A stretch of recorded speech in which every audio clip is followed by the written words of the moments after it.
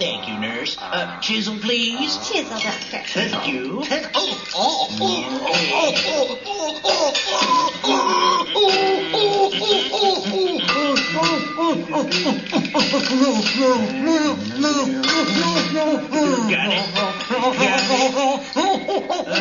Got it. Missed it. Okay, try again. Easy.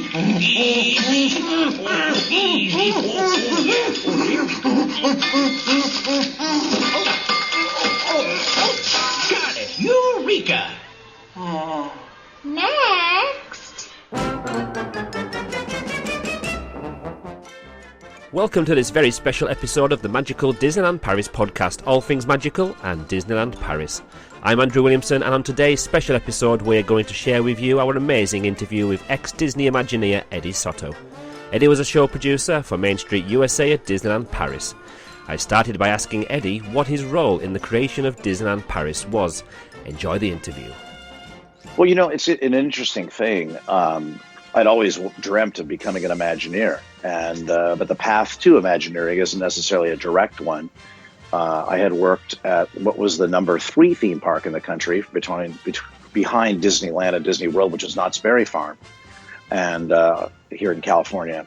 It was even ahead of Universal at the time, and so that was my very first job in design. And as a result, I tried to show my work to Disney and so forth, and even with Knott's experience, really wasn't at the point where they were, the timing wasn't right and so forth. And so it ended up that I was working on a project for the Six Flags Corporation after I left Knott's, worked for another design firm. And it was very Victorian. It had a Jules Verne quality to it, very reminiscent of 20,000 Leagues Under the Sea, very much like a laboratory, and had lots of very, very fun sets and so forth to it. It was called the Six Flags Power Plant. And Tony Baxter, I had met him off and on, just kind of following him around as all of us would do. I knew his assistant, Bruce Gordon, who's actually pretty well known in the design world. Yeah. And I would meet with Bruce Gordon for lunch and show him images of this project in process. And Tony always wants to be the first to know anything. So he would see these big Victorian works, these giant, full-size submarines and things we were building. And I had designed these things and sent him pictures. So he actually went out to see this power plant, ill-fated project as it may be, went out and saw it and I think he was very impressed with the work of it. And called and instead of me having to break the doors down to Imagineering, called and asked. He says, "Hey, how would you like to be the designer for one of the lands of Disneyland Paris?" Of course, given that I had done this Jules Verne kind of project, I thought perhaps I would get Discoveryland. That went to Tim Delaney, who had been riding the hit of the Living Seas Pavilion, and so I was given Main Street. And so that's kind of I got hired in at kind of a senior level, which was great. A lot of people have to work through the model shop, so I felt very honored that Tony would bring me in kind of an executive role. So it couldn't have been a more exciting thing. But the minute I got hired, they kind of put a secret moratorium on working on the project because the contracts were still in negotiation stages. So as soon as I was hired, I had nothing to do. And so they found other things for me to do in the meantime. And so we kind of brainstormed what Main Street could be. And frankly, I was a little bit disappointed that, my very first assignment with a 5-year lifespan to it was kind of copying another Main Street or replicating something. That just to a designer, that's the kiss of death. That's like being sentenced to solitary confinement without a pencil, Yeah. What other projects were you asked to work on before you could work on Main Street? Well, worked on Pleasure Island, which was kind of a nightclub district for Walt Disney World. Worked on that a little bit. But the funnest thing, my first week, they said, well, we got this consulting person coming in. We need to do some brainstorming meetings with them. Would you want to, come and sit in on the brainstorming meeting and hang out and work on Tomorrowland a little bit? I said, well, yeah, sure. I'm here. Sure. Okay. Well, why don't you come in and sit down? So I go in the room, and who is it but George Lucas? Wow. And I know. So my very first thing I'd ever drawn or worked on at Imagineering was taking what is called the Carousel Theater at Anaheim Disneyland, which is a large rotating theater building, and retheming it into sort of the grandfather of the Millennium Falcon, a giant sort of ship. Yeah. And the premise was that it could travel from place to place with a show inside, or some sort of an interesting show. And Lucas loved that idea. We made a model, and there's actually some photographs out on the net of showing the model to Lucas. So that was fun. So you were mentioning there a bit disappointed that you had to kind of, as a designer, copy a main street that has already been put in place in 2 Disney parks. What were your initial ideas if you didn't have to copy as such? Obviously, you didn't copy everything, but was there any initial ideas that you would have loved to have put into our Main Street USA at Disneyland Paris? Well, there was a couple of things. It wasn't just driven by my own desire to not want to repeat or do something that had been done. The proposal on the table, because of the weather in France, was to enclose it in a glass roof, much like the World Bazaar of Tokyo Disneyland, which is somewhat of a little more heartless kind of, or themeless Main Street, or more of a mall with a glass roof. Tony Baxter did not want to do that. He just thought that would kill all the kinetics, the action. Because you can't have cars, you can't have vehicles, you can't have parades. There's a lot of things you don't do when you have that. Yeah. And it really isn't the right first impression. And at the same time, we did get to go on a research trip. They let us go around Europe and so forth and look at the other parks, and all together with the design team. And it was kind of arrived at that both Tony and I, actually this is the first week or so, sort of believed that, well, doesn't it seem realistic that building a cute American village or, small town American town is not something Europeans are going to really relate to? If you look at France, it's nothing but cute, quaint villages all connected to Paris and Lyon and a few large cities. I mean, and since our architecture is very derivative of Europe, we sort of put it in a blender and made up our own version of it.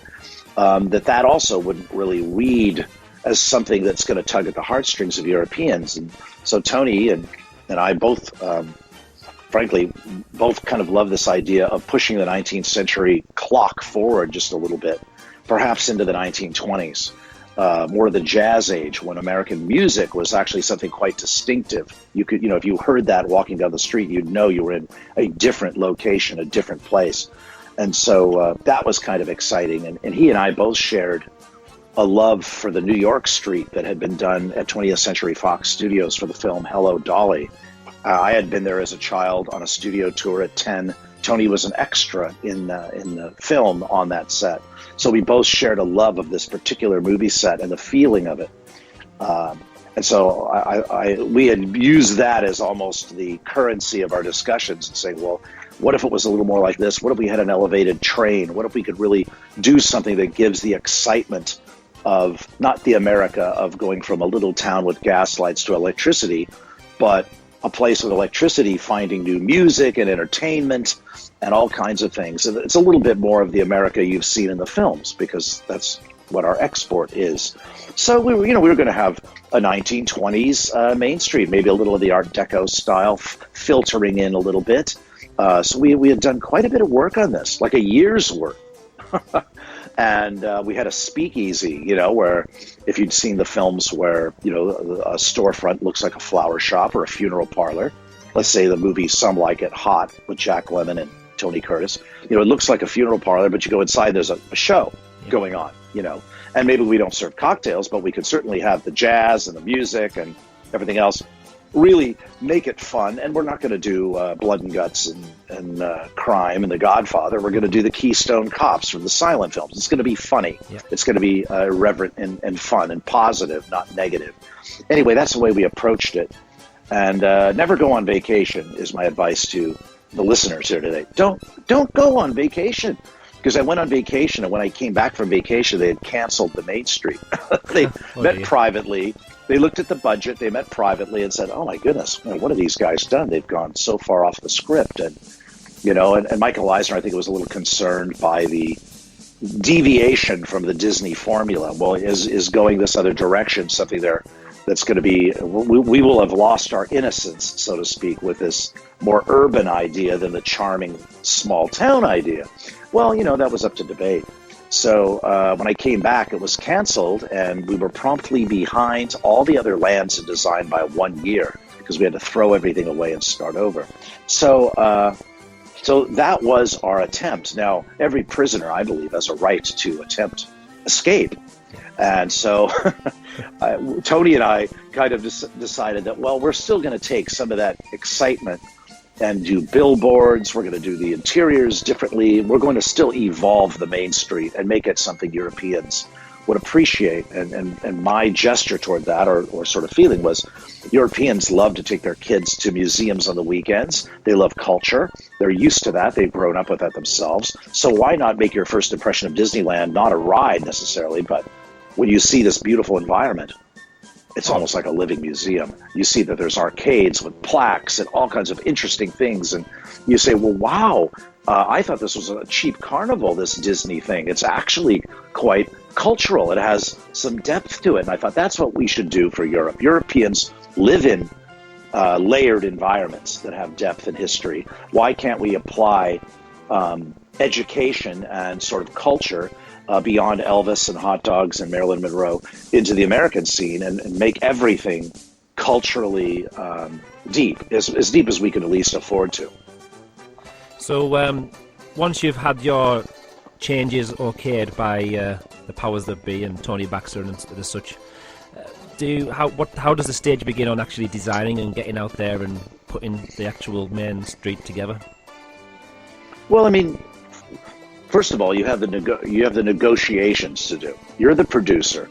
You have the foods department and the merchandise department, especially in an area like Main Street, which is less ride or be oriented and more the mall kind of situation. So you have to negotiate because there's a dollar value or a euro value associated with every square foot of your area. So if you make a store smaller, you're costing them money. I mean, so you have to really work holistically, almost as a United Nations of theme parks, kind of negotiator, to keep the show in the land and to keep the entertainment value in the land, because it's just so valuable to the company.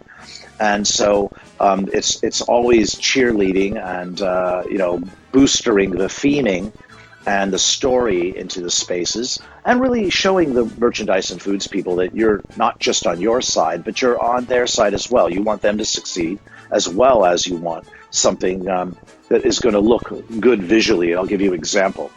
One of the things you see in merchandise stores is stuffed animals and souvenirs and things like this. So the only way I could imagine to sell those things in an appropriate environment was to theme it like a county fair or something like this. So the Disney and Company store, the theming of that space is very complementary to the stuffed toys and the prizes and things like this that you would have in there, because the theming is meeting the merchandise halfway. Ordinarily at Disney, you'd have a very fine, elegant store, and then they would put in mugs and T-shirts, and you'd say, this looks a bit discordant to me. I don't understand why these products would be in this environment. Well, we try to make, not necessarily step down to the merchandise, but we try to find ways of cleverly making these things more appetizing. So part of that process really begins with the programming and the layout. And from there, you come up with the stories for the interiors and to really differentiate them and make them rich and driven by a visual narrative. When you were designing, and obviously you must have worked with scale models and done loads and loads of drawings, is this taking place on land in France, or are you back at the studios in America, or...? Well, no, it all starts in Southern California, out here at Walt Disney Imagineering. And we have a wonderful team of illustrators, interior designers, some of which worked on movies and films. And so assembling that team that's going to do all these things is equally important. It's as you know, in programming, it's garbage in, garbage out. You want to put in the very best talent and so forth. So as the design director, you want to set the direction. You want to be able to see things at a tiniest detail, but also fly above the project to make sure everything is in its place. And so one of the things I thought was out of place was we had lost a bit of our art, and this is true also in France, in being able to draw the beautiful elaborate moldings and classical sort of things you find in 19th century design, and to really put the emotion in it. And I was able to work with Herbert Ryman, who was the illustrator who did Disneyland's very first rendering. that was sold to the banks and basically done over a weekend. Herb Ryman taught me that the emotion comes first and the design comes second. You have to emotionally know where you're going with these things. So we would definitely start with those emotional cues, and that would lead us into color, into design, into the wall coverings, and things like this. And so a lot of the sources as well, the wall coverings were all handmade in San Francisco and shipped to Europe. The stained glass is done in American style, not European style. I wanted any expert that could walk down Main Street, and let's say you had a degree in interior design, to be able to look at something and go, no, that's not from Europe. That's an American design or an American interpretation of a European design. So we even purchased over here in the States. At this point, we set up our list. And we said, well, we want to buy all the antique light fixtures and then rewire them for Europe. I don't want European people to see something out of a catalog, from Ireland, that they see, oh, there it is on the wall and it's supposed to be American. That's like being a poser or an imposter. So all these things happened and could only happen here in Los Angeles. You to set a prop buying strategy or antique buying strategy that's sourced here and then shipped there. Then the Europeans, and I say Europeans because not only French worked on it, would take our intention drawings or the designs we intended, our concept drawings, and they would interpret them into European documents that could be built under European law or French law with French architects. Bit of a joke in the Disneyland Paris community about how strict the French construction laws are. Are they, from your opinion, are they stricter than you'd expect, or is it a good thing? Well, I mean, I guess because my education in the French building codes really didn't exist, but it was kind of funny compared to American codes. They're both very difficult.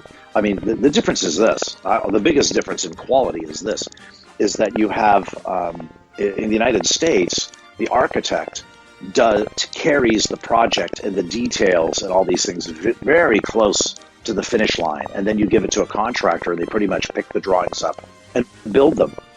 Now, cabinet makers do shop drawings, but primarily all of the engineering, all these things are all done by the architect. In France, the architect is much more conceptual, and the contractor comes in and takes the architect's drawings and takes much more of an active role in interpreting those things and building them. So to me, a lot of details that looked shoddy or corners that would get cut, this would happen because the contractor is minding his own wallet. And how does the designer monitor this? So yes, there were very strange things that were strange to me, even in the methodology of the construction, where the facades themselves almost hung upon the buildings. There's a gap of air between the wood facade and the building itself. There were a lot of strange things to get used to and try to manage. But I found that compared to the United States, they're both equally difficult. Just in different ways. Yeah, just in different ways. Also, the quality of materials, the quality of concrete we were getting to do the sidewalks was terrible. I mean, so you'd have to make the sidewalks more than once. There were specifications that the architect didn't catch, and neither did the Disney project management, of using sort of an inferior material for the facade that wasn't weather resistant, so that all the facades had to be systematically replaced over time. So, I mean, that was a tremendous cost. You mentioned weather, then it links on to our next point. You were talking about, obviously, originally possibly thinking about putting a roof over Main Street, which was totally not going to be an option. But we've obviously got the wonderful arcades, the Liberty Arcade and Discovery Arcade. Whose idea was it to go with those arcades? Well, probably Tony Baxter.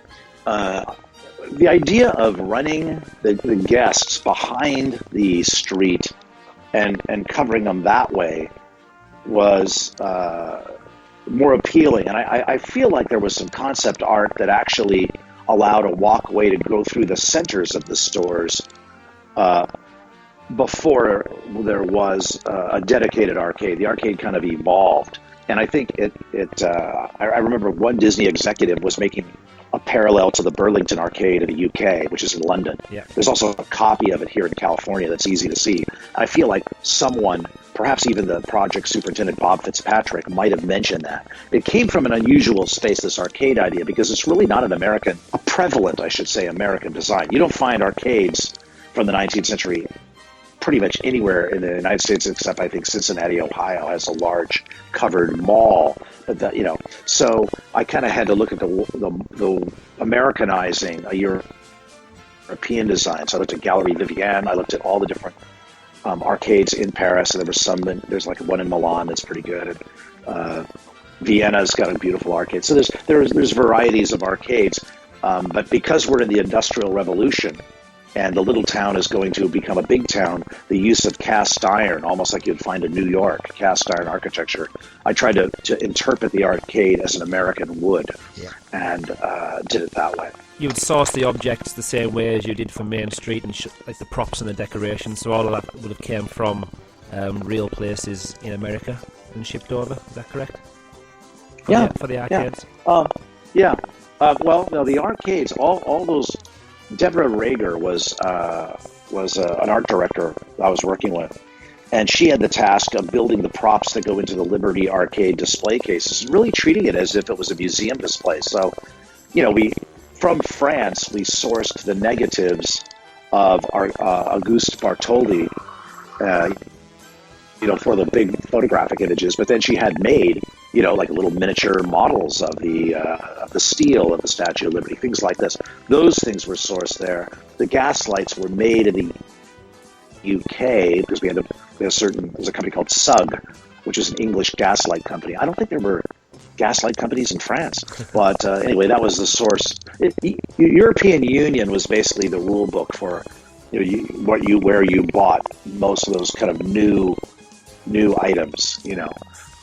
I don't think we have a lot of antiques other than patent models. There was a collector in Beverly Hills who collected beautiful models from the United States Patent Office of submitted designs, mostly by immigrants and many by women, as a matter of fact, that were loaned to us as a real museum display for the Discovery Arcade. So those were all, of course, sourced here. One of our followers on the podcast, Alan, at Cafe Fantasia on Twitter, he sent in quite a lot. You'll know Alan. I don't know him, but I see Cafe Fantasia on there a lot. Yeah, you've read a few of his tweets on Twitter. He said here, links in with the 25th anniversary actually, what's your personal opinion on the heavy use of seasonal decorations on Main Street, USA, specifically some of the more modern and garish ones that don't fit in with the time period? So obviously, every time we've got a change of season, whether it's swinging to spring or Halloween, and now we've got the 25th anniversary, there's always a nice load of decorations on Main Street and on the Main Street station as well. What's your opinion on that? Right. Well, all of this comes from the fact that the park, over its 25-year history, has the fewest amounts of attraction improvements. So for the park to survive, and I mean survive at all, it seems like they have to use every other excuse, and I call those decorations software. Yeah. You don't have a new application. A new app is an e-ticket ride. A new attraction would have been fabulous. Putting the Shanghai Pirates or whatever it is they want to put in there, Tron ride, something big and exciting and new. But it's amazing to me that Disneyland Paris has survived on its environments for so long and been as popular as it is without new investment. So I kind of understand. I'm sympathetic to the idea of overdressing what you have, putting lipstick on, to make it look more appetizing and different, because there's nothing else for them to talk about. I mean, it's almost, if you asked me when the park opened, if they would go 25 years without, how many e-tickets, Eddie? Oh, there'd be 8 e-tickets by now. Well, forget it, So I kind of understand it. What I'd love to see is one seasonal thing that celebrates the 19th century and kind of is La Belle Époque Main Street, and really brings out the characters and takes you back in time. And that could be really, really fun, almost, a time travel kind of a thing. That would be neat. No, I mean, it's true. Being a purist myself, I love to see Main Street be Main Street. and not necessarily and be able to see under the Halloween mask, to real land. Those lights of winter kind of things that are completely out of scale, things like that, can be, to be discordant with the intent. But unfortunately, Main Street, one time someone told me that it wasn't a land. It's not a land of the park. I said, oh, it's not a land of the park. And they said, yeah, because they were interviewing the designers of the park in a magazine in France. Yeah. And I wasn't asked to be one of the designers. They said, well, the other ones this is just here. So I think people see it as the doormat or the welcome mat to the rest of the park. So in that way, I understand. I can't say I love it, but I do understand and comprehend why the park, and some of the decorations are better than others. Some enhance it, and some may not be as sympathetic to the theme. Have you seen the 25th anniversary decorations that are on there? It reminds me a lot of what's been done here at Disneyland, which is the blue and silver. And so, I think it's very elegant and kind of, adds to the elegance of the park, versus other things. So I think it's kind of nice. Yeah, I must have been, in my opinion, I think this is one of the nicer seasonal decorations we've had. Yeah. Well, I think the thing is, it seems to me the merchandise for that celebration ties into the color of the decoration. So if you buy the mug that's blue with the silver logo and you're walking around the park and you've seen this, so you make memories and photographs with that beautiful 25 and it's classy looking, it looks elegant, and then you buy the merchandise that goes with it, that it reinforces your memory of it. It doesn't work against it. So I kind of tend to think that that's a cohesive look, for the park. Yep. This is also from Cafe Fantasia on Twitter, and you briefly mentioned it there about it not being a land, even though it is. As the only land at Disneyland Paris without a dark ride, do you think that Main Street USA would benefit from a major attraction if we had the money and if there was the space to do it? And if so, what would be your dream addition if you could pick anything? Wow, yes. Well, now, there was a dark ride proposed for Disneyland Paris's Main Street. Maybe you don't realize this. So, I wasn't aware of that. Well, see, this is why we have these podcasts, right? So, I think there was a time when, around the first year, they were looking for additional capacity, things you could add to the park. That's when the submarine Nautilus arrived and Indiana Jones. So we threw out ideas, and one of the things that I wanted to do was a ride that would be like going a dark ride that would be a bit thrilling, that would almost give you the sense of what it was like to be in the San Francisco earthquake of 1906. And you would go into basically where Town Square transportation system is, which is the east side of Town Square. And you'd get on a trolley, like a cable car.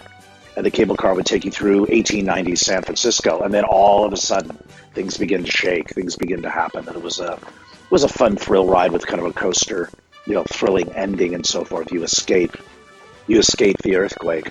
But that was one idea that was had. Of course, in the 1920s Main Street, we had a Circle Vision type theater, which was kind of a larger version of the Main Street cinema, but celebrated movies. And since they're going to build a studio later, that kind of fell by the wayside. So those were things. And also the elevated train for 20s Main Street had a dark ride aspect to it.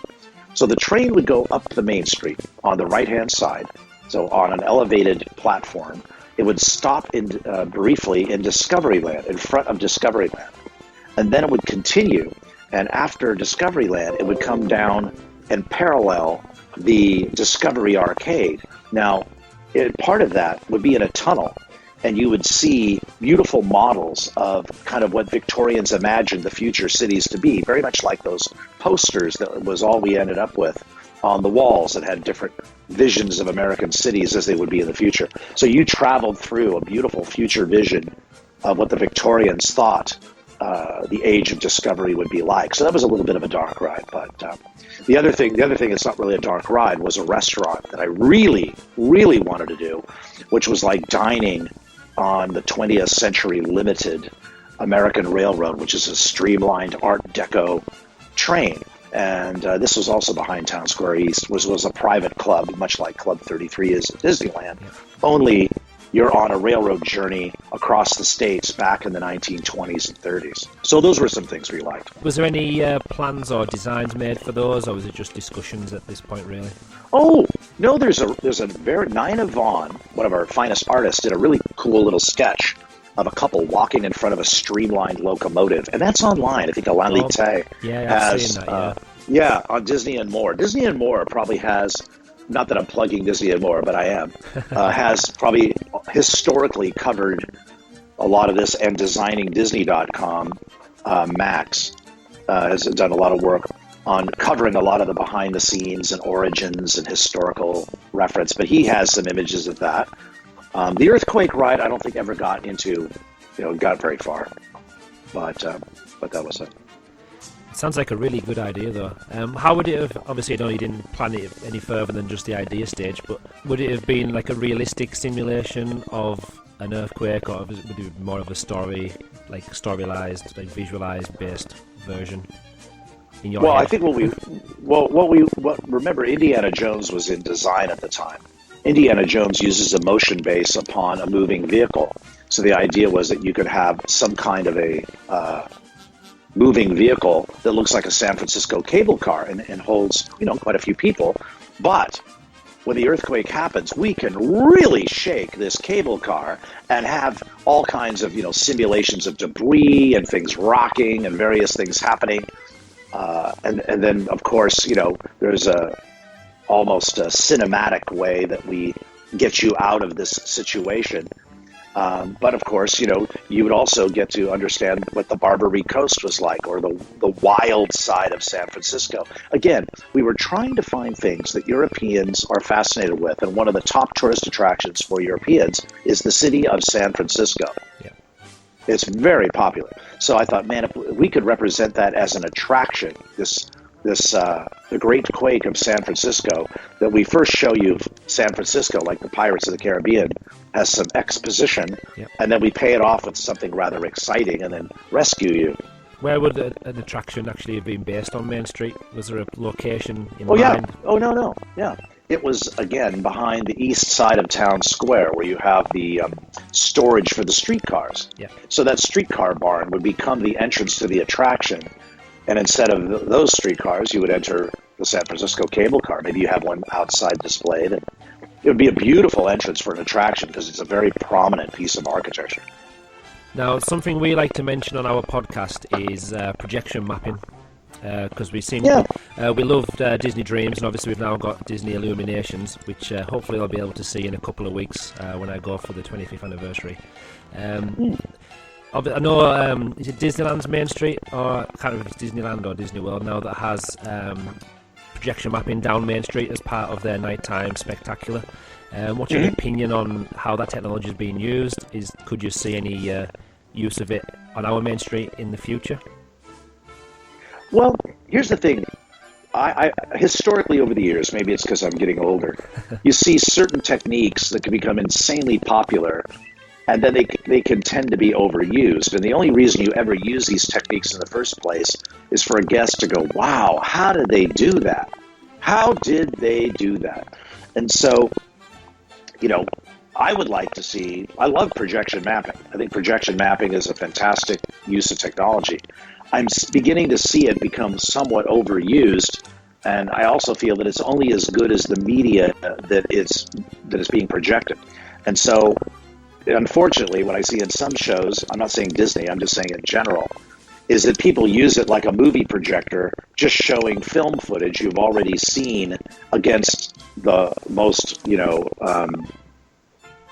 unsympathetic surface you can imagine. And so you kind of go, well, I should just watch this at home on my television. It would look a lot better, I think there was a beautiful program done in Prague where they took the Prague clock. If you go on YouTube and look at this and see the projection mapping, it was one of the first examples. It told a story. The media was superb. And so I think, the media and the way we use projection mapping needs to keep moving forward. It needs to keep developing. We can't sit on our laurel and say, oh yes, we're going to just start projecting little sparkles. here in California, it's funny, they even have a really cheap projection mapping thing you can put on your house during the holidays that puts little dots all over your house. I mean, so people are starting to do the cheesy home version already. So I love the technology, want to see it moving forward, but I feel like we could burn it out on people, and if we're not careful.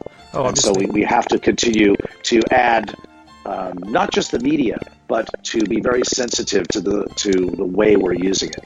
Could it, obviously, instead of projection mapping onto a large canvas or a large building on Main Street, would it be possible, or do you feel it would be a good idea to, like, I don't know if it's possible on our Main Street, project inside windows from the inside? So maybe, obviously, if you've got different seasons, or there could be different stories or new stories added to the windows of Main Street, kind of like, even if it's silhouettes of like the outlines of people, or because obviously you've got the voices and the residents of Main Street. Could we bring those to life in a new way, maybe telling new stories? Well, that would be good. I mean, I think all those things are very possible. But see, you're starting with something that is organic to the theme of Main Street, so that is helpful. The facades are so intricate with so much depth on them, and the windows are made of glass, so they reflect a projector bulb if you're going from the front. Yeah. So to me, it's difficult to get people to forget what they're looking at. And Main Street remember, Main Street's not designed to be stared at dead on. It's something you're always focused at the castle. So as a projection surface, I think if you do very broad effects like snowflakes and sparkles and things like that, that just sort of help make the detail erase the building a little bit and just kind of make a grand general effect, those will probably be more successful than trying to have a narrative going on with each window and in each thing. I do love the idea, and I think, forget about the projector, of just having more going on in the upstairs windows and bringing it to life as a real town, you know. That's great. Am I correct in believing you actually were one of the voices? Is it the dentist provided a voice for? Am I right there? Or? Oh, yeah, you are. I'm Dr. Molaire, the dentist, and also the patient. I'm the screaming patient and the dentist. And then, in addition, until they changed it, I think they probably changed it, I was the Mr. Quentin Spoon on the telephone in the market house.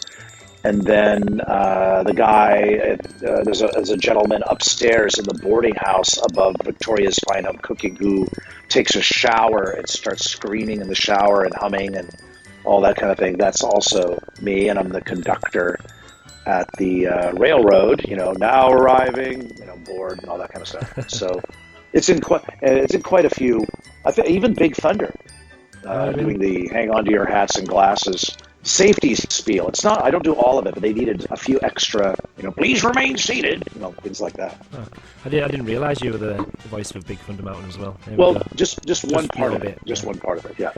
How do you get to do such a job? Obviously, I know you're working on Main Street. Do they just need a voice and they come to you because you're the voice guy now, or how do you get to do a part such as that? Well, the only way I would get chosen for that is being the person doing the choosing. I mean, I just kind of, I just cast the easiest way to get the part is to cast yourself. But, and also I was free because they'd already pay you to be there. They don't have to pay you. Once you work for Disney, they own your voice. You don't get paid extra to do.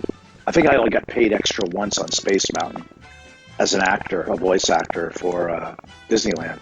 But I know, and it's funny. I mean, there's the voice of Shrunken Ned in this arcade game, which has a product line now associated with it. But I think a lot of those was just a lot of fun, and sometimes I would be looking for a particular voice, and the person in the sound department said, why don't you just do it? It would be much faster and easier. So a lot of those voices were recorded in a studio in Paris. What is your favourite area or corner of Main Street or building of Main Street, U.S.A., if you've got a favourite? Oh, I do. I really love, I don't know. I'm very happy with the way the Town Square Transportation Building came out. So I love that whole block of Town Square East. I think it came out really great. And then second to that would be the corner there with the billboards on it, because it was very difficult to negotiate and get the rest of the company to agree for example, to do colors differently. Like we had never done that deep oxblood red. See, Main Street was never known to be having these super dark colors. Yeah. But I went to John Hench and said, hey, I think I want to use these different European style colors. There's a whole thing about the color scheme of Main Street. It's very different than the other parks. And then it caught on and ended up becoming, that color scheme ended up migrating to Disneyland in California because I went there afterward. But did the colour scheme, was that kind of pushed along by the weather in Europe? Did the grey sky, like I know the castle is a certain colour because obviously it works with the grey skies and it always stands out. Did the weather have anything to do with the colour scheme? Yeah, it did, and definitely for the points you mentioned. I mean, the gray skies are there, so we kind of did these rich blue roofs and things to get it to stand out instead of doing a light slate or something like that. I mean, if you look at the hotel, Disneyland Hotel, I mean, it has the pinks and the reddish roof to really look warm and inviting. I mean, we would psychologically want to create a positive sense. But, but the whole thing with the colors as well was I was very much nervous about this problem of it being this American thing that nobody would understand. So I went to the hardware store BHB, in downtown Paris and went into the basement where they have all their paints and so forth and asked for the fan deck or the color sample book of all the historic colors they use for restoration of French buildings, which has the beautiful French grays and it has the beautiful maroons. I said, well, these are the colors Europeans respond to when they think of something from their childhood that's antique and warm and beautiful, because this is American. I go to Europe and there's colors that I look at that I don't respond to that other people do, that they love, In Italy, those orange plastic chairs in front of all the all the little restaurants, I'm like, or lime green. I go, ooh, that's just so obnoxious. But they love it, and that's their thing. It's almost like a cultural thing toward color. So I thought, well, how can I use the French palette of color, which I am in love with? It's so beautiful. And also some of the British level of contrast where you use a black door or you use a maroon door, you use some of those things. How do I take that, but then layer that with pinstriping and graphics and kind of make it fun and put the kind of lighthearted, childlike American, flair on it. Yeah. And so that's what we did. And that's what my explanation to John Hench was, I want to use a European nostalgia to a little degree, but then spin it toward it being American, and people will look at that and hopefully feel it's tasteful. I don't want them to not listen to the story because somehow the color choices are offensive to them. I guess I wanted a common ground with my audience before going forward. Town square photography has obviously sadly been changed now. Where did the inspiration come from for town square photography, and also what are your feelings about that actually being replaced? As I said before, Knott's Berry Farm was the first place I worked at. And, working there, they have a real ghost town, meaning they took a Western town that was abandoned, and as best they could, they tried to replicate it and move it so people could look into the buildings. They would put mannequins and displays in there that looked very realistic, filled with antiques, and it'd be a way of you looking in the window and going back in time. And so when I became a young designer there, I was probably like 21 or 22, I would put music on, headphones, and listen to Western music and look at history books, and to make sure that I was channeling the past. I was kind of a method actor, if you will, as a designer. I was inside of the story looking out. So I said, well, how do I put myself into the Old West? How would that man have picked up that bottle of whiskey that's in the photograph sitting on the bar in this historic photo, and then try to make sure that those spaces really reflected the character of the West. So I kind of wanted to bring this idea of this Main Street having more of a museum quality. It just felt right to me to have some spaces where the citizens of Main Street might have left 5 minutes earlier.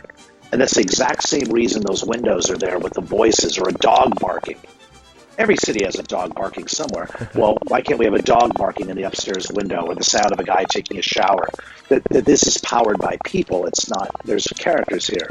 And so the photography The story of it, of course, was driven from the fact that you look at photography. What was America's contribution to photography? Well, our contribution, or George Eastman's contribution, was rolled film.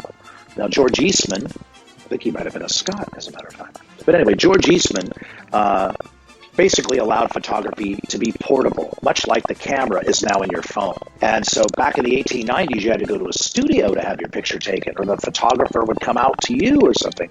Well, now you could buy a wooden box camera with film in it, take 18 pictures or whatever you had, and then mail the box and everything back, and they put another roll of film and mailed it back to you. That sounds very awkward. But so he democratized photography, so anyone could be a photographer, and it took off. So that's why you see the store originally looks like it had been expanded. The store, if you look at old historic pictures, or from '92 of that room, you'll see that the room is actually in two parts. It's like the wall was torn down and he expanded. And he was very much a bit of an absent-minded person, so you've got all kinds of bottles and props.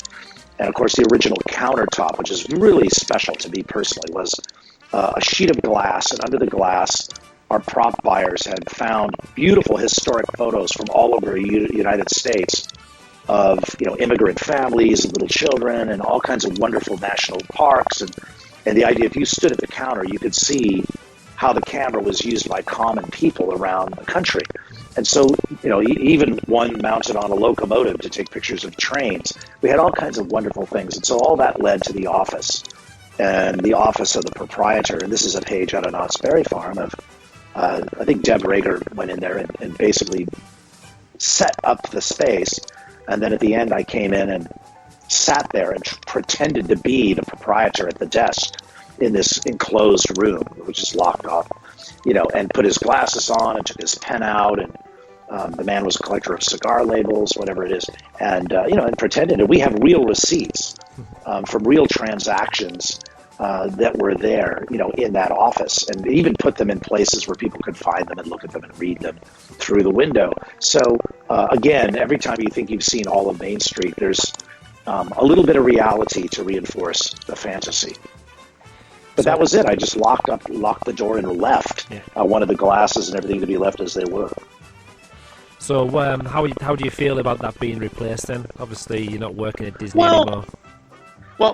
I know about. Would I rather see it be there? Absolutely. Do I think it was a wonderful piece of art that the prop buyers and that the team had put together? Absolutely. It was a great thing. But again, I have to be a bit of a realist. It's a very valuable, if you're the Disney company, it's an extremely valuable corner from a profitability point of view. And photography has now become part of your phone. Even the Kodak company that sponsored it fell on extremely hard times as a result of this. And so people aren't going there to buy cameras or to buy film. I mean, its purpose has kind of gone away. Now, there's one side of me that says, well, the only reason Main Street exists is it's a showcase of the obsolete. Nobody has gas lights either, but Main Street does.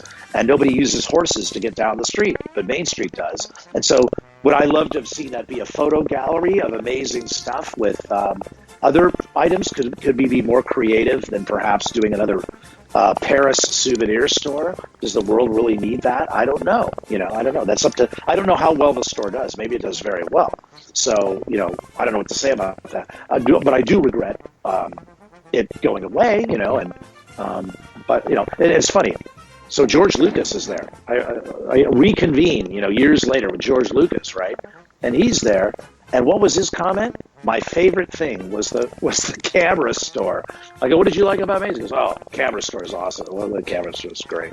So it got good reviews while it lasted. But sometimes those places that are heavy on show and light on profitability or merchandise, they're kind of on the endangered species list. And eventually the dinosaur, gets hit with a meteorite and they're gone, And so I think that's kind of what happened. But here's the funny thing. I feel like Main Street has so much show. We kind of put so much into it, knowing the company would edit over time, that at least we're left with other stuff. I swallowed my coffee wrong there. I'm not at the brink of tears, as you might suspect. I thought you were crying. I'm not dying. It's not killing me to talk about it, but So. So You've become quite active on Twitter. Is it something that you like to use to talk to like people interested in what you've been working on and your projects and stuff like that, and to share memories? well, I just thought the Twitter thing, I pretty much ignore it, and I get sucked into the time use of these things, and so I traditionally don't use it. But I thought I was cleaning out my closet, and I've just been getting rid of a lot of stuff and moving things out of the closet. So it kind of triggered a lot of memories. It is the 25th anniversary. So I thought, you know what, it might be fun for other people to enjoy seeing this artifact that I just pulled out of a box as well. And so it was just more or less that. I probably won't be on there in another month for very, very much. But Tom Morris, who's recently retired, and he puts a lot of photos out. But yeah, it's been really fun to share some of these things. If I find a photo, I thought it would be very nice to share that. Other people may want to see that. So that's. I can't say I'm really very fond of Twitter, but it was just something that happened. I suppose I just felt compelled to. Other people should see that too. They'd really get a charge out of it. Oh, maybe it's a story. Been sharing some really good stuff. It's been interesting. Oh, thank you. Thanks. Is there anything that you've pulled out of a box that? Because obviously I know you've sold a couple of items on eBay recently. Is there Yeah, I know. Shocking. Is there anything that you've pulled out of a box and you've kept hold of, or anything that you won't be parting company with? Boy, that's a good question. Of course, the box is pretty deep. I still haven't gotten to the bottom of it yet. I mean, there's some original art, little sketches and things I've done, or things like that. I may or may not. I just had a sketch mounted. It's kind of funny. I had this big panoramic drawing of Main Street, and it came out fairly nice. And it was done on tracing paper. And back then, the company was so busy. If you had something just on tracing paper, not mounted, not colored, but just a sketch on tracing paper, the art library wasn't interested in it. I took a big pile of these things. I said, "Do you want all these sketches and stuff?" And they said, "No. Just you can have that stuff. Just if it's mounted, give it to us. We can only do that." I go, "Okay." So I ended up with some sketches and things that I'd worked on and so forth. So I had folded it up and put it in a book, and not known it was in a book. And I opened up this book recently and then found this big drawing, but it had really been pretty badly treated. So I'm getting this mounted by this company called Poster Mountain here in Los Angeles. And if you're going to get something mounted or preserved, you have a Disney artifact, these are the people to go to. They're really fantastic. And so they've had to do testing on the tracing paper to see what they could mount it with that wouldn't destroy the drawing. And they finally were able to do it. So that's probably something I wouldn't be parting with today. There's a funny thing is I have a little something I'm looking for that I can't find. Two things I'll keep is my original WED ID card. Yeah. That has WED written on it, because I was probably the last, if not close to the last person to be inducted under WED. And they changed to Imagineering like a week later. Oh, cool. And yeah. So it's your fault. It's your fault to change the name. Oh, I hope probably. Enough other things I've done. And then the other thing is that when I was a small kid, I got an opportunity to tour Walt Disney World under construction. Oh, cool. And they gave our family a vehicle pass with the date on it. And I can't find this silly thing. And that was a keepsake to me. So there's a couple things that I probably would sell that I'm hoping are down at the bottom of one of these boxes at some point. Is there any thing in your career after you've left Disney that you've taken inspiration from your work with Imagineering, or is there any, even if it's just ways of working that you've kind of carried on into the rest of your career? Absolutely, yeah, sure. I think the whole thing is experiential design, and if you go to the Sotto Studios website, under the About area, you can watch a video about experiential design, meaning you start with what people, it's like Herbie Ryman. I'll start with another story. So Walt Disney is walking down the street with Herb Ryman, and who's the really wonderful illustrator, and if you look up his career, it's just insane. And Herbie tells me the story. He's walking down the street with Walt, and Disneyland is just but a dirt project at this point. And Herbie points to where the Plaza Gardens restaurant would be at Disneyland Paris. He says, "Walt, what would you like me to build over there? What would you like to see over there?" And then Walt looks at him and goes, Well, Herbie, just do something that people will like. Yes, do something people will like. And Herbie said to me, he goes, now I was so furious when he said that. What kind of direction is that? Do something people will like. And then he walks away. What am I supposed to do? You know? And so later, when you think about this, what Walt Disney was really meant is that you're satisfying people's needs. You're really thinking emotionally about the person and the guest. And really what your goal is to figure out what people really dream of, their aspirations, and you give it to them a little better than they can imagine. And so I've always taken this as the genesis of anything that I work on, is I start with wow and go backwards into what the design should be. Start with the result. What do you want someone to feel when they come into your trade show booth about the new Tesla? Well, we want them to feel hope that the environment and high performance can live together. Okay, fine. Well, that informs the design of whatever you're doing. So in the aircraft that I work on or residential work, I always try to bring the story and the warmth first and the wow first, and go backwards into what the design should be, and not be such a slave to the branding people with their color chips and for some arbitrary reason it has to be this color of red and all that. I mean, yes, that's important, but what's really important is how people respond to what you're doing, and how you really want to always not be satisfied with what you've done, and look at it and say, well, how can we do this a little more interestingly, or how can we do something that's like projection mapping you mentioned. Yeah. Hey, it's a great technique. Where is it going? I know where it is. I don't want to see more of where it is. I want to see where it's going. What can we do to have the projection be more intelligent? It's projecting on the guests and changing what the guests look like in relation to the building. Okay, now that's more interesting, or whatever it is, So yes, I definitely use those processes. And the other process, very important. Imagineering is imagination and engineering. What does that mean? It means two disciplines that really depend upon each other for success. And so it's shared success. It's not my name on the door. It's Disney's name on the door. It's not my Main Street. Yes, I'm the figurehead of it, but my goodness, there's hundreds of people that were involved in making that a success. And if you really want to be successful, you bring people that are smarter than you, which is usually easy for us. Bring the experts in the room, and you put the impossible on the table, and you put it like a steak. Now, the people that are really good at what they do, they're not afraid of that. They're not insecure about that. They're going to go, wow, yeah, I think we could try this. I think we could try that. And you get a lot of people around the steak, the goal, and like going to the moon or anything else. And then people will kind of figure out a way to do it. And to try to be open to how people want to get there, and steer it toward a success. And I think Imagineering is the essence of great teamwork, but always elevating the task. It's not easy. And I remember one of the project managers say, well, it'd be easier just to do this. We could just do that. I said, well, frankly, that's why you're being paid more money to be the Disney project manager. You could be doing condos somewhere, building condominiums and apartment houses. That's easy. People know how to do that.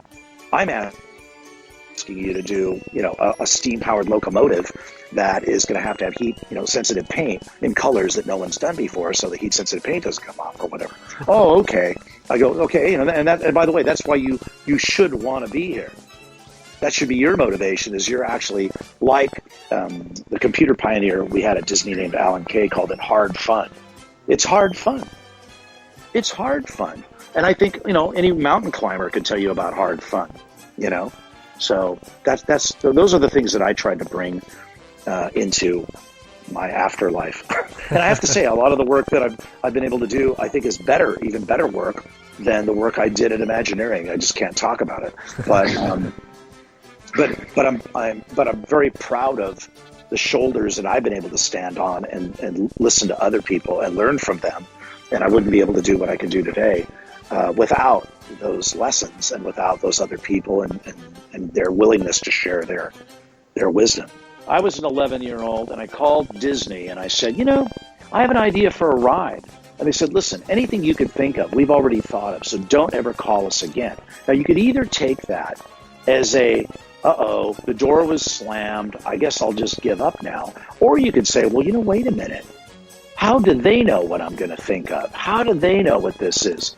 I'm not going to take no for an answer. And I was kicked out of WDI twice. I interviewed, and they said, we already have a Steve Kirk, or we already have this kind of person, or we don't need Western towns, because I showed my Knott's Berry Farm stuff. Yeah. We don't need that. They're being very literal about it. Well, I'm very pleased that I was able to finally make it there. And the third time around, they did see something that they were looking for, and I was able to get hired. But not giving up and being persistent, and being humble. And I think the last piece of advice would be, we don't all get to make our masterpiece instantly. I get continually contacted by people who say, I want to be an Imagineer. I got this idea for a ride. I want to just go build it. And unfortunately, the way the world works is you end up doing a lot of dishes and laundry before you become the chef. Yeah. You work in the kitchen, but you're not cooking the food yet. And so I try to, my dad always said that play is nothing more than work you enjoy. So if you can find a way to make the things you're doing on the way up, the tasks you're doing, really try to find a way to make them enjoyable, make them something that you can learn something from. I'm working for another company right now, and in a field I don't really know very well. And I'm loving it because I don't know. I'm not the head guy. I'm just in there, part of a team and learning, and it's like rebirth. It's just very exciting. I'd like to finish off with a couple final questions. If you were, obviously you mentioned there you would have fit in with Imagineering and working on Discoveryland. Because of obviously the Jules Verne steampunk kind of theming. Is there another land in Disneyland Paris you really would have loved to have got your hands on? Oh yeah, Frontierland. Obviously with because the Wild West, the Wild West, the Knott's Berry Farm thing, and really doing something like that. That would have been a lot of fun. Frontierland, though, too, there was a certain program that had already been preset for it. But Frontierland had another wonderful guy named Pat Burke, and he found, like Main Street, they went the same direction and got all kinds of wonderful things from American gold mines, and I'm just great props. The props to me in Frontierland are the star of the show, because those things are authentic, and they really make the fantasy real. But after the Knott's Berry Farm thing, that would have been so much fun to work on those Western buildings, and I love Western American history too. I like history in general, even European history, and all that is fun. So I love trying to bring that to it. But that would have been fun. I wouldn't have been sad to get that assignment. It's quite funny because obviously you would love to have done that because of your interest in that kind of history. But me being a guest when I was maybe 15, 16, visiting Disneyland Paris for the first time, it was actually Frontierland that kind of sparked my interest in watching those kind of Western films and going backwards that way. Really? Yeah. What did you watch? I'm curious. What did you watch as a result? Oh, it's all of the mainstream ones that everyone's watching, the spaghetti westerns, that kind of thing. Similar with Discoveryland as well. Obviously, I was never really into any roller coasters or anything like that, and I'm going into Space Mountain in the dark. That's when I got the courage to go on that, and then it's kind of sparked my interest in all things theme park and attraction and stuff like that. So it's amazing how one little spark somewhere can kind of set you off on a path and a journey. Well, I know as a young boy, I found that the immersion of Disneyland made me interested in history because I'm a terrible student. So New Orleans Square is probably my favorite land ever created in any Disney park, bar none. Just the original New Orleans Square. Yeah. And so that made me interested in the city of New Orleans. It made me interested in reading about pirates. It made me interested in architecture, and more than Main Street or any of that. And the first book my mom got me was this $4 book of plates from the 20s of the buildings of New Orleans. And you would just sit and sketch all the details of the iron and all that stuff. And it's interesting. When you're immersed in history, it's like going on a vacation to Rome. Suddenly you became interested in the Roman Empire. But they've also built it as it was, so you can even be in that time period. Those kind of things are pretty immersive. And I think if that was in a parking lot, I don't know that I would feel the same way. But the fact that it was a complete world with the pirates, with that, I was so overwhelmed emotionally. It kind of drives you into other pursuits. It drives you into the other things. So, final question. I think this one's from Cafe Fantasia as well. He always sends in about 500 questions. Oh, my goodness. No, you know what? Hello, is Alan? Alan, yeah. Alan, hello. Thank you for your great questions. You'll love that. This is actually probably one of the sneakiest ones. Obviously, you might have already revealed all this before, but his question is, what's the biggest secret about Main Street USA that you haven't revealed before? That I haven't revealed before? Yeah. Well, that secret, I can't. I mean, the reason it hasn't been revealed is it has to remain unrevealed. So that's a bit sneaky. I remember once. Do you understand what a Victorian cresting is? No, I'm not sure what that is. Okay. A cresting. When you look up at a building and you see ironwork that's just on the top edge, it's almost like a little grill that's on the edge of the roof at the very top, and it makes a very beautiful silhouette. Usually it's some kind of lacy, looks like lace up there. See a lot of them in Mary Poppins, probably. Right, you do. And on the Victorian homes, it's almost like a little fence up there. Yeah. Okay. So for I went through various periods of being angry and not angry and so forth. So I'll actually give you two secrets. So that one, I drew a sketch of making the crestings on the emporiums dollar signs. like the whole roof of the building was going to be hidden dollar signs, and I think I chickened out at the last minute. So that's one that came to mind. I don't think that's ever been published. And then the other one was a Main Street window. And it's since gone now, so I don't think I can be prosecuted for this. But I snuck my wife's maiden name into a Main Street window. Ooh. And then they actually put it up. They didn't know. They just thought it was a fictitious thing, or I don't know what it was. They usually have fact checkers checking all that stuff.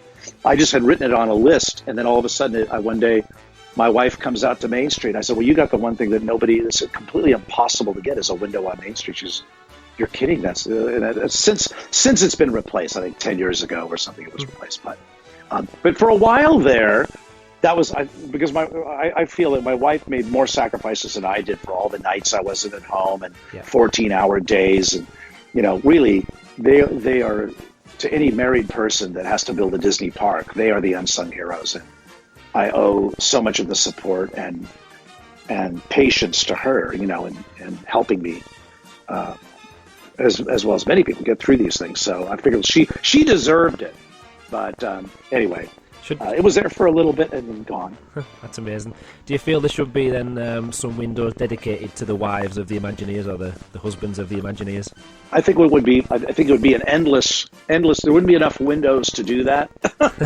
So what would be really nice though is to create a fictitious society, like a women's club or society, and just dedicate something to all the people that supported that supported their husbands doing these things. And of course, there's also, maybe there's a men's club because there's a lot of women that work at Imagineering now that are also married. There's just a lot of sacrifice. I mean, I knew people that would have bypass heart surgery because of the stress of trying to build a Disney park. I mean, it's tremendously stressful. It takes a lot of hours, and so many people, and who, by the way, who never get interviewed, who never get credit, really delivered their sweat and blood to bring Disneyland Paris to reality. I would like to say a big thank you on behalf of the Magical Disneyland Paris podcast for Eddie Sotto there, taking time out of his busy schedule to speak to us about all things Main Street USA. The focus of our next podcast episode for Magical DLP will see me and Simon back together again, discussing the magical Main Street USA and everything that Eddie and his team had put together. Let us know your opinions. Email us at podcast@magicaldlp.co.uk, messages on Twitter, Facebook, or via our website at magicaldlp.co.uk. If you like what we're doing, don't forget you can leave us a 5-star review on iTunes, and also get in touch.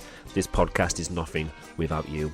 Thanks for joining us for this episode of Magical Disneyland Paris podcast. Until next time, goodbye.